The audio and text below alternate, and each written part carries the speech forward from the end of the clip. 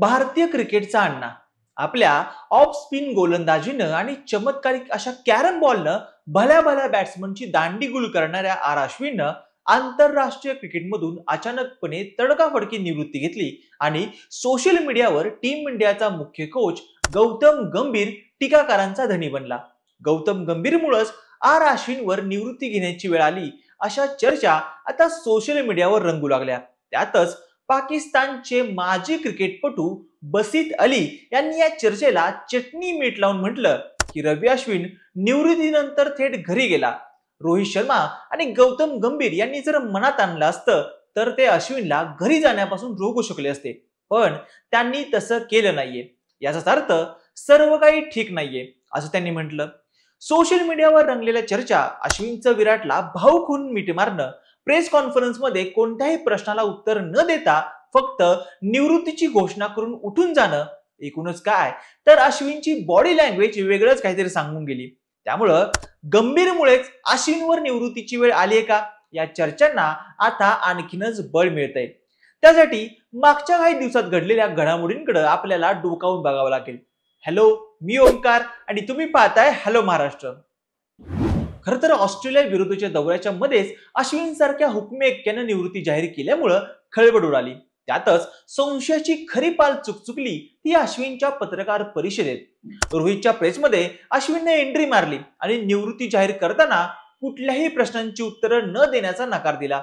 त्यामुळंच अनेकांना पडद्यामागे काहीतरी घडल्याचा संशय आला.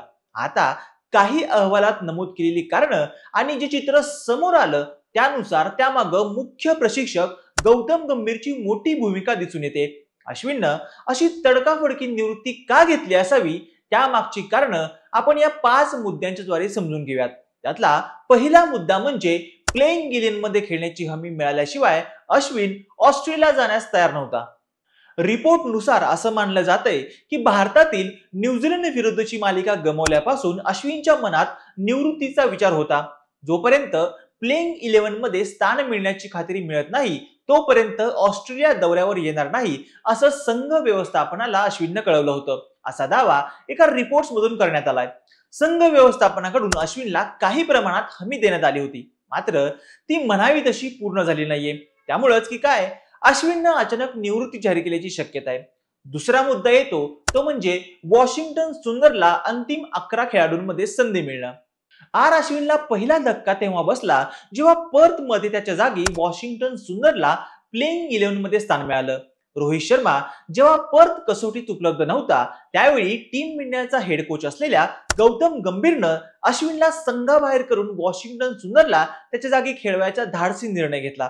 आपल्या जागी आपल्यापेक्षा अनअनुभवी आणि नवख्या खेळाडूला संधी मिळाली आणि आपल्याला बाहेर बसावं लागलं याची वेदना कुठेतरी अश्विनच्या मनात रुतली होती असं आता म्हटलं जातंय. तेव्हाच अश्विननं उर्वरित मालिकेसाठी संघात राहायचं की नाही यावर विचार सुरू केला होता.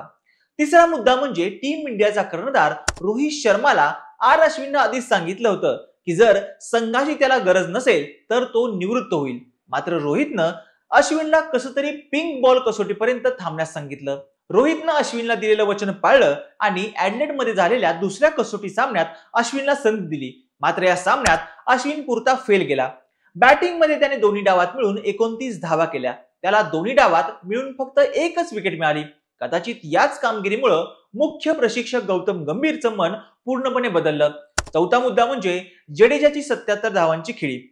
दुसऱ्या कसोटीत अश्विन फेल गेल्यामुळे गाबा येथील तिसऱ्या कसोटी सामन्यात त्याच्या जागी अष्टपैलू खेळाडू रवींद्र जडेजाला संधी मिळाली. जडेजाने सुद्धा आपली निवड सार्थ ठरवत 77 धावांची खेळी केली. त्यामुळेच प्लेइंग 11 मधील अश्विनची जागा जवळपास संपल्यातच जमा झाली होती.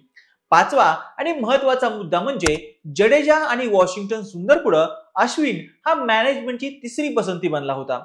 त्यामुळे जरी चौथ्या कसोटीत म्हणजे सिडनी कसोटीत टीम इंडिया 2 स्पिनिंग अटॅक सोबत मैदानात उतरण्याची शक्यता असली तरी वॉशिंग्टन सुंदर आणि रवींद्र जडेजा हे 2 मुख्य स्पिनर असतील आणि आपला पत्ता कट होऊ शकतो असं अश्विनला वाटलं असावं. रोहित शर्मा गाबा कसोटी ड्रॉ झाल्यानंतर मेलबर्न आणि सिडनी कसोटीत संघात बदल होण्याची शक्यता फार कमी असल्याचं म्हटलं होता.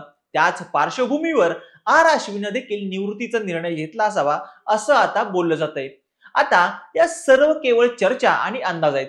गौतम गंभीरमुळेच अश्विनवर निवृत्तीची वेळ आली असं म्हणण्याला ठोस अशी कारण नाहीयेत.